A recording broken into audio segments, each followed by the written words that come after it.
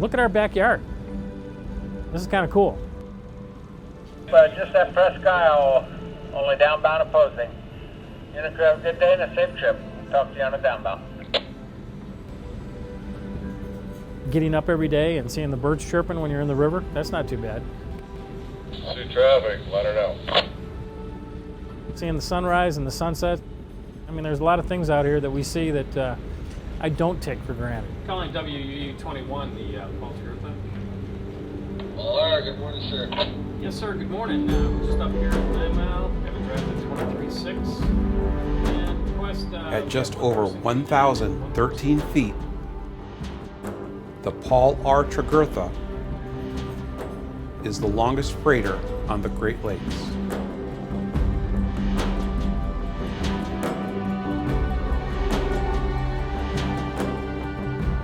So this job is a 24-hour day, 7-day-a-week operation. And we're a trucking company on water. Basically, time is money.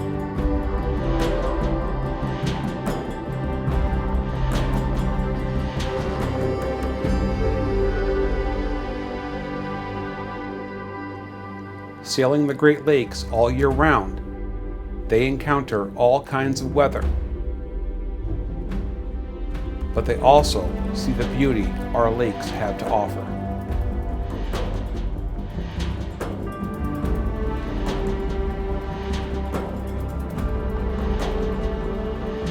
During her 7-day, 1,580-mile round-trip journey, this trip, made 40 times a year, from Superior, Wisconsin to power plants in St. Clair and Monroe, Michigan, she carries 68,000 tons of coal. And the big thing is to get it there as safe as you can and as quick as you can.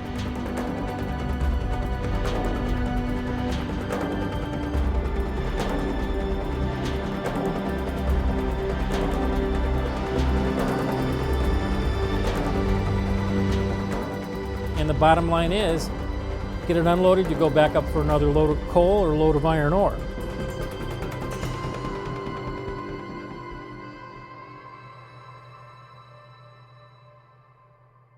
Being the captain of the R Tregurta is probably one of the most proudest things I've ever done. Not only that, but the crew members on board this boat. I mean, I cannot do it without the people that are here. I can get the boat from point A to point B, no problem.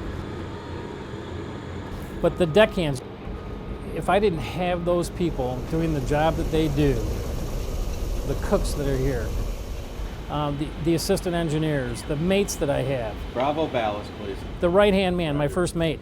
If I didn't have a good first mate here, I tell you. Number 3 is on. Number 3's on, Roger. We're like a giant family out here. Everybody's got to help everybody out, and just makes everything run smooth, and everybody's happy that way, I guess. So they're asked to do the things that you would do in your normal house. It's the painting, the scraping. This is basically our home.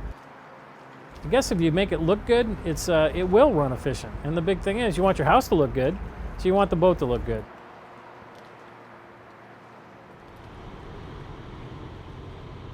There are many jobs on board, but only one of them can earn you the nickname L Dirty.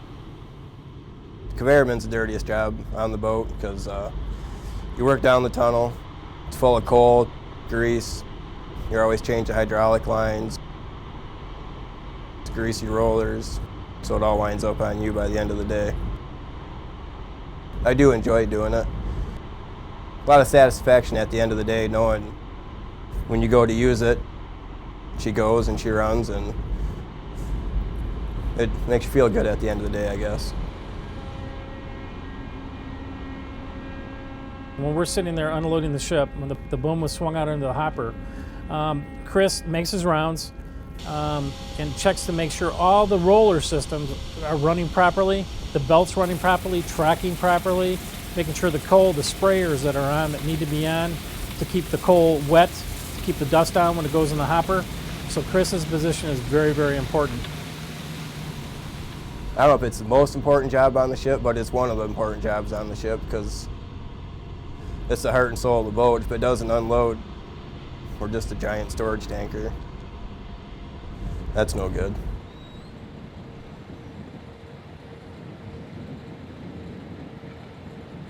Being on the deck when 68,000 tons of coal is dropped from this massive ship loader, I can tell right away if the ship loader has skill.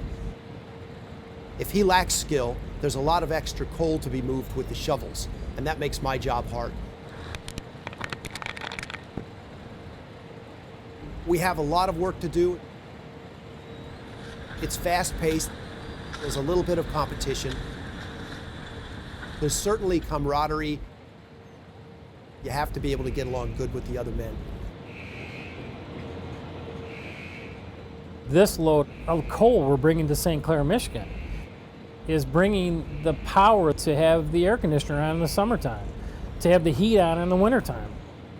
When you turn up the air conditioning to 72 degrees, they should be thinking about the ship that just went down the river that delivered the coal to put the power into their homes.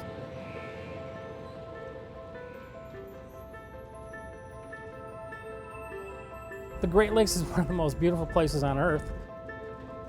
And I tell you, this time of year right now, 3 months of just absolute beauty. And this morning, we probably had one of the most beautiful mornings we've had in the last few weeks. Even the wake next to the ship, as I'm watching it, you don't often see the lake with absolutely no waves, no ripples, nothing. And it's wonderful.